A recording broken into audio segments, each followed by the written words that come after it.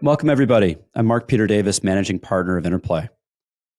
I'm on a mission to help entrepreneurs advance society, and this podcast is definitively part of that effort. All right, today is a special day. It's the last segment or episode of this chapter. We're going to take a break for the summer, right after Memorial Day, which is coming up. And when we come back, I think we might be in a new location, new studio, leveling up. So fun stuff, on the podcast front in the future. Today's episode, we've got Phong diving into a very nuanced, complicated, and extremely important topic. It's how to compete against big companies when you're a new incumbent, a new player. Show up in a market, there's already some big, well-funded players. They're moving their weight around. How do you win? And as we talk about in this is the story of how to be David versus Goliath and to win the fight. All right, let's get Phong on. Hey, Phong, how are you? I'm good. How are you, Mark? Doing great. You're looking great. Thank you. It's Monday, recording today. Up and at 'em? Yeah, that's right. That's where I'm always at my best, is a Monday morning. You and nobody else. Yeah, exactly. Not even me. Right. There you go. All right, let's jump in. We've got an interesting topic today. Competing against well-funded competitors, super nuanced, one of the more complicated topics. Yeah, let's go. Totally. I think this is a topic that, maybe some founders who are listening are already probably living this reality. We all know that building a startup is tough. But when you're building a startup while competing against a well-funded competitor who has a lot of resources, oftentimes that can feel impossible. They've raised millions of dollars. You're still bootstrapping. They've got a team for every function. You're writing copy at midnight. They're all over TechCrunch, and you're still trying to explain to your parents what your company even does. But here's the truth, is that funding doesn't always guarantee a win. There are lots of examples where smaller, scrappier startups beat the giant. And they don't do that by spending more, obviously, because they can't. But they're doing that by moving smarter and faster and being closer to the customer. So before we get started, I just want to point something out and make it clear that this episode assumes you've already done the homework, that there's a clear opportunity for your business. And you've found a space that isn't too saturated to enter, right? You found a real pain point that no one else is addressing. You're differentiating your product or your company in a way that's beyond just adding a feature here and there. And you've identified a wedge, something that exists that players are missing. So, I think, competition is still, if it's oversaturated, then you definitely shouldn't do it. This is assuming that you've already made this assessment. So after you've done so, the next question you're going to ask yourself is, okay, well, how do I actually compete? And the short answer is that you don't outspend them, you out-execute them. And I'm going to break down 4 ways to do so, even if you're just starting out. And the first way is to focus relentlessly on a niche. So big companies go broad. They try to be everything to everyone, but that creates blind spots because you can't be everything to everyone. And that's where you come in. So you find one group of people, one painful use case, one workflow that no one else is obsessing over, and you own it. You be the best in the world at that small segment and let that become your wedge into the larger market. So let's say your competitor has a CRM tool for a broad audience, but no one is focusing on a specific pain point for a specific audience. So let's say that's tattoo studio owners and artists. They have very specific needs that's not being addressed by these bigger players. That can be your niche. Having a well-chosen niche gives you clear messaging that resonates right away with the right customer.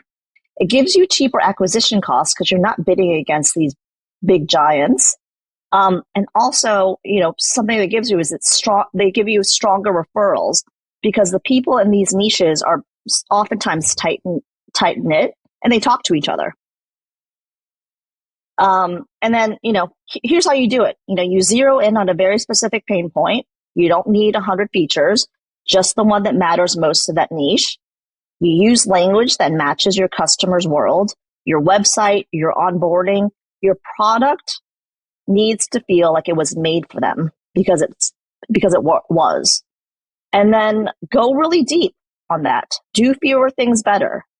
Be indispensable to a few before you scale to many.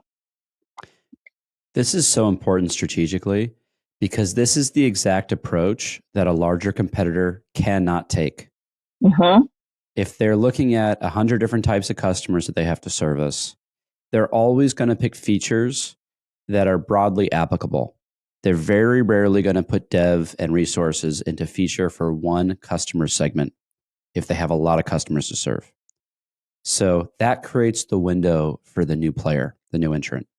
So if you can go in and zero in on that one thing that the big player can't justify spending money on, that's the way to get the door open and get into the market. Totally. And just an important thing to note here too is that just because you start small doesn't mean you stay small, right? So, for example, a couple of Shopify. Today, it's the default e-commerce platform, but Shopify started by focusing on small indie online stores, creators, artists, niche physical goods businesses. They weren't serving Macy's or Target. They served the scrappy sellers who felt ignored by platforms like Magento, but then they grew into larger use cases into what they are today. Same thing with Calendly. They weren't trying to replace Outlook or Google. They were focusing on sales reps and recruiters. These people were constantly scheduling calls and demos, and they became kind of the go-to tool for them. But then as their product became so good, they expanded their audience and now they're huge. And then, so then the kind of the next tactic I would recommend is to move fast. So for startups, speed is your competitive advantage. Big competitors have slow processes, they have brand risks, they have internal politics. You have none of that. So use that to your advantage. And how do you do that? The first thing you should do is shorten the build learn loop, right? So you should constantly be building and testing. The slower you release new versions of your product, the longer you wait to learn. So compress that cycle. So let's say you ship a new feature today, get feedback in 24 hours, improve that feature in 3 days, and ship out the new version within a week, and keep doing that every week. You should use low code or no code tools to help you build faster, and don't obsess over a perfect MVP. You need feedback loops. So weekly, even imperfect updates are a must. This is again playing to the weakness of a large company, right? Their strength is they get to build robust and strong, but they have something to lose. They have a reputation they can smear if they put a buggy product out. When you're a new company, having a buggy product is fine. It's not optimal, but you can go and launch something, iterate quickly. As long as you're making that effort to constantly change, it builds customer loyalty. So this ability to be agile and be fast is something that the big companies cannot afford to do. And it is a great way, again, to create a differentiator when you're young as a company.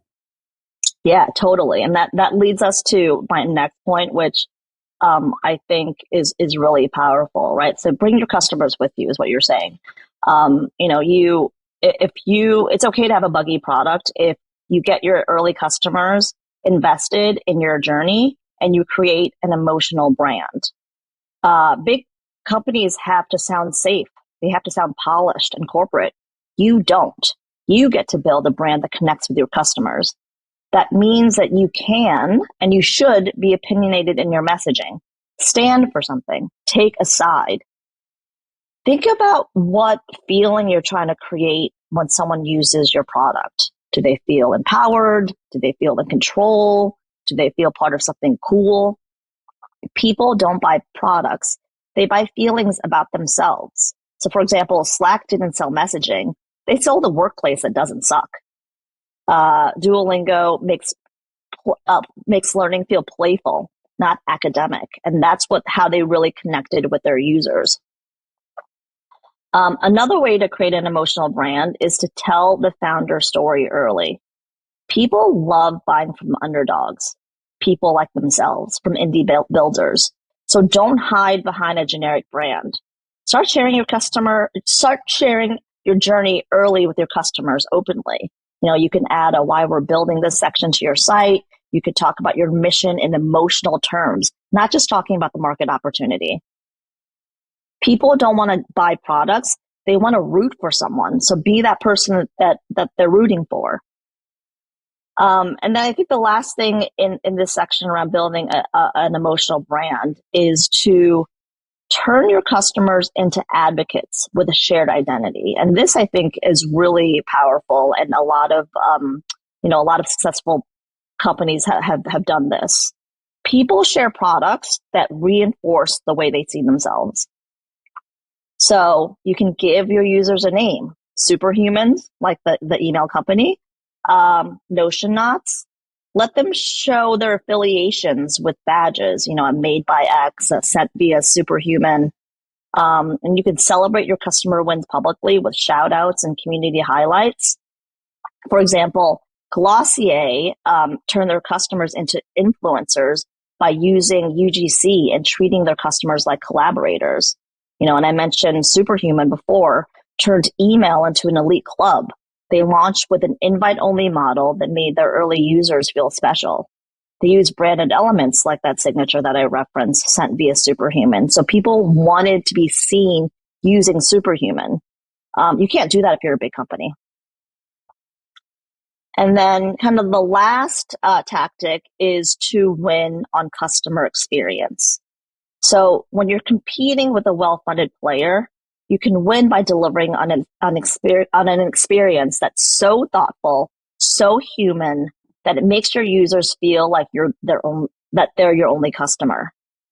So here's where you should be doing things that don't scale. And how you would deliver on that experience is to make onboarding feel personal and guided, right? Here's where you use the personalized welcome videos or the emails from the founders. You can offer white glove onboarding for your first 100 users. That's going to be manual and that's going to take a ton of your time. But at this point in your journey, it's going to be worth it because it's going to pay back. And then lastly, offer fast human support when they don't expect it. Answer every support message like a human. Give customers a way to text you. Create Slack channels for high-touch users. Having this personal experience is a thing the big guys can't do, and you have the time to do it now, even though you don't have their resources. And then, so that's all I have. So just a quick recap on this playbook. Number 1 is to find a niche and serve it deeply. 2 is to move fast and ship new versions even faster.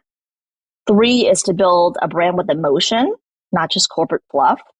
And then lastly is to treat customers like royalty, even early on. This is the story of David versus Goliath in business. David won because he played to his strengths, more agile, and could fight from a distance.